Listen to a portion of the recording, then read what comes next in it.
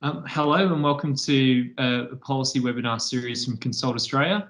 With COVID-19's impact on many of our normal working arrangements, we thought it was a good opportunity to put together our own video updates on Consult Australia's policy activities. We'll keep these up on an ongoing basis when things return to normality or maybe the new normal. So quick introductions before I cover today's theme. My name is James Robertson and I'm a policy advisor in Consult Australia's team focusing on our people and pipeline policy priorities. And I'm joined by my co-host Christy Eulenstein, who is our policy advisor focusing on procurement and practice policy priorities. Our first webinar is focused on mental health. It's something I've been involved with at Consult Australia over the last couple of years, and I've thoroughly valued the experience with this topic. Mental health as an advocacy topic is quite different to our other work, as a big component of this work is bringing together our industry to talk about what we can do at a practical level to improve practices and tackle stigmas, and then using this knowledge that we've built together to also advocate for policy improvements at a government level and across the community. One example of this recent work is our input for the Productivity Commission's inquiry into mental health. I'll now pass over to Chrissy to talk through what we'll be covering in our mental health webinar today and to introduce our guest. Thanks, James. So yeah, I think we thought that COVID-19 is the perfect era. I guess now we're in an era of COVID-19 to talk about mental health. I think we are getting movement from government acknowledging that mental health is important, and with us all self-isolating and social distancing, it's really important that we talk about it. So today we'll talk about COVID-19, what Consult Australia does with our mental health ambassadors, but our special guest is David Shillington. He's our new Queensland State Manager, and it's great. David has a background in mental health from his NRL experience, from Men in League, and really championing mental health. So I might hand over to you, David, to talk a bit about your NRL experience. Yeah, thanks, Christy. Good to be part of the Consult Australia team and settling in well so far, but yeah, I do have a history in the game of rugby league, and I got to play at the top level for about 12 years, which was a bit of a dream come true, being a rugby league playing kid who dreamt about playing in the NRL and thought, imagine if you got to play football as a job. That'd be pretty funny. So I ended up getting to do that, which was great, and yeah, it had its ups and downs, but mostly enjoyed it, and had a career involving playing at the Sydney Roosters, Canberra Raiders, and finished up the Gold Coast Titans. For any of the Queensland fans listening into this, also got to play for the Mighty Maroons. We smashed New South Wales every time. Hey! Straight, wasn't it? But yeah, that's all in the past now, and I retired about 3.5 years ago and took up a role with the NRL. And that role was delivering a mental health program called the State of Mind program. So it's a Queensland government funded program that a number of former players like myself are trained to deliver, and we use NRL advocates too. So current players who share their stories through videos, blogs, and so on about the ups and downs they've had. People like myself, we get around to junior sporting clubs, corporates as well. We speak to adults and teenagers about all things mental health. We keep it pretty practical. We want to use the players' stories to break down that stigma and to inspire help-seeking behaviours. Yeah, it's been fantastic to play the game and to now work with the NRL, and do such a worthwhile and meaningful thing. Sounds very interesting, David. I was wondering if you could talk a little bit further about some of the recent changes in the NRL in regards to mental health, perhaps from the past, and maybe the profile of the topic with current players and what they do as professional athletes to manage their mental health on a day-to-day basis. Yeah, one of the reasons I'm so passionate about it is just I came into the NRL when any talk about mental health, I guess, to be honest, it didn't really exist. We didn't understand it. And if you talked about your emotions or your well-being, like it's labelled today. You probably got laughed out of the change rooms, to be honest. It was more practical and better off for your career if you pretended you were bulletproof and didn't show any emotions. But the way that's changed is phenomenal. So we've gone from being laughed out of the change rooms to it's common to talk about your mental health, that you might be struggling. That's the modern NRL player. And we really have the NRL governing body itself to thank for that. They poured a whole heap of time and money into educating players about mental health. We had a series of seminars and sort of educational sessions about the value of practicing gratitude and mindfulness and empathy. Those are those three keys to resilience. And when we talk about resilience, we talk about bouncing back from setbacks. And in football, just like everyday life, there's a lot of setbacks.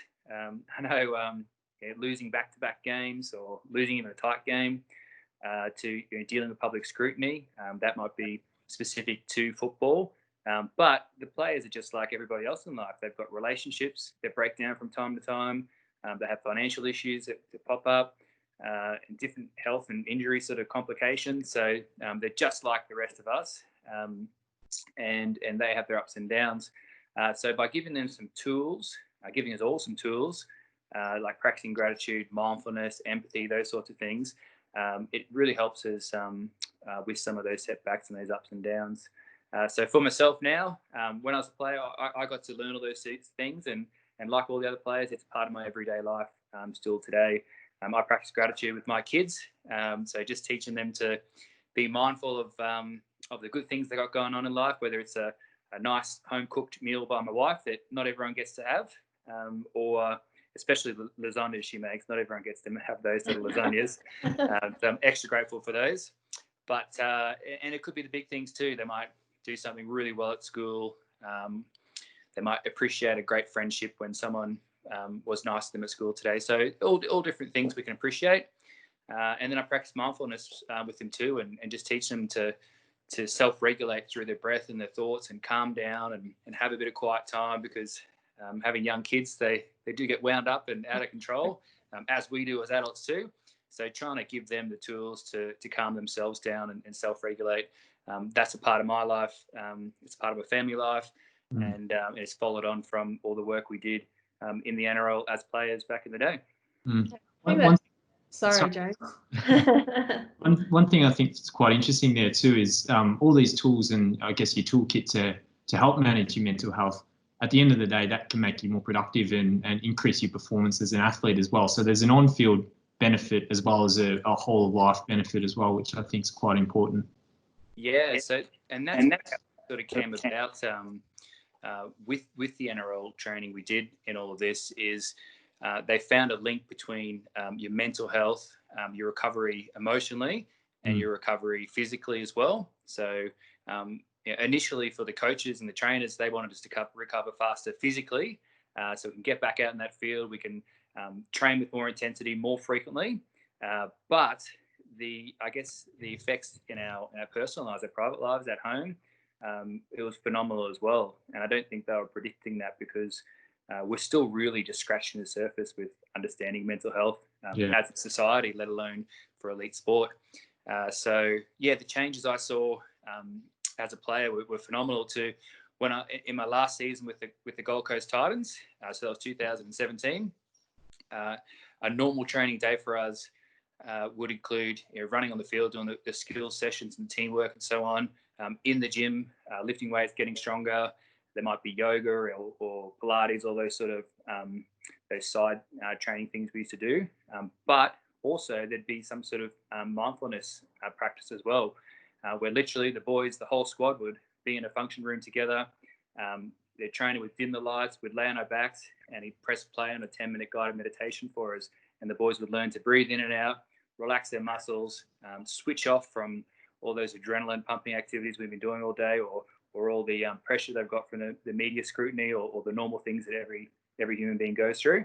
But they get that chance to switch off and reset, and hopefully recover emotionally, so they get to recover physically as well. So there's huge research around elite sport like that, but then also everyday professionals as well.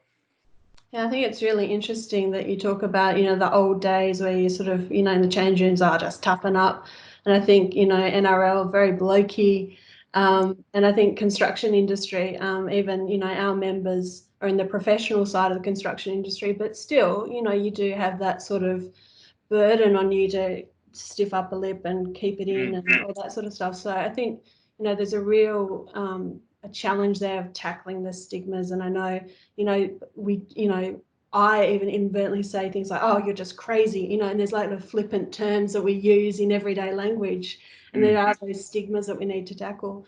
You talked about NRL sort of pumping money in and pumping in the resources, and just want to talk about the role of leaders, because obviously things don't change unless our leaders enable these changes. I know that we've been working with the Mental Health Ambassador Network at Consult Australia, and I think that's vitally important now. Our leaders are on camera talking about mental health, like you said.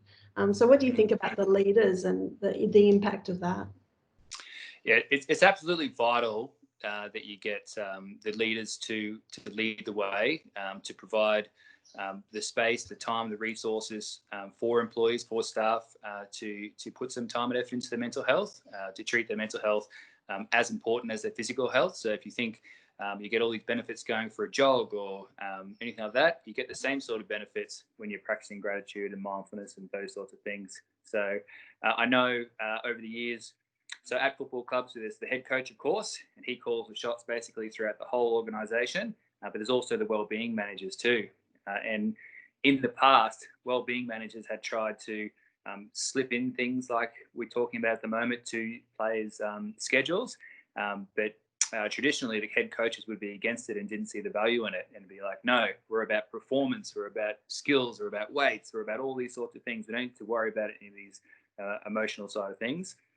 But once they started seeing all the positive effects on performance from taking care of your well-being, it's a no-brainer now for all the head coaches to include well-being or mental health practices as part of the weekly schedule for players. So it's been a great turnaround from those old mindsets of toughen up, go harder if you're looking a bit soft. It's changed to this is an important part of being an elite performer, high performer. So it's vital for the leaders to buy into that. Yeah, and hopefully that's put these players in a really good position to handle what's happening at the moment with COVID-19. Obviously, we've heard in the news that there's huge impacts on the NRL at the moment, and the players are obviously having to deal with not playing, and they're so used to playing. So I think it's hopefully put them in good stead to deal with the challenges at the moment. Christy, I was keen to ask you for some reflections. Obviously, COVID-19's had a very unprecedented impact on our lives, and it's completely changed, in a workplace, how we go about our daily business. So I'm keen to hear what reflections you have on what COVID-19 means to our mental health and I guess workplace settings.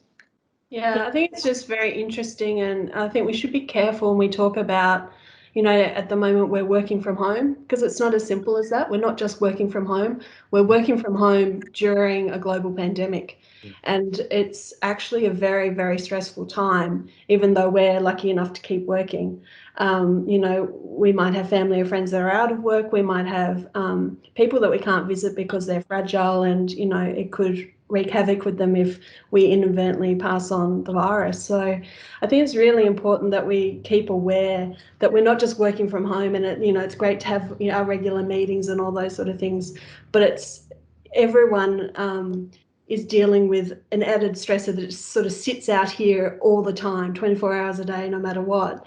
And so we should be looking after each other as well. So when we dial into meetings, and I know that we've had on a lot of our meetings through Consult Australia, we have a safety check at the beginning, and that's really a mental health share. And during COVID-19, it's more about how do we make sure all our members who are working remotely still feel connected and all those things. And I think it's really important, we look after our members and that's fine, but we have a lot of interaction with government employees and government stakeholders and constructors, other parties, and we should check in with them too, because they are part of our ecosystem, and it's important that they're mentally healthy and we're mentally healthy, so we can all work together to, keep the ball rolling.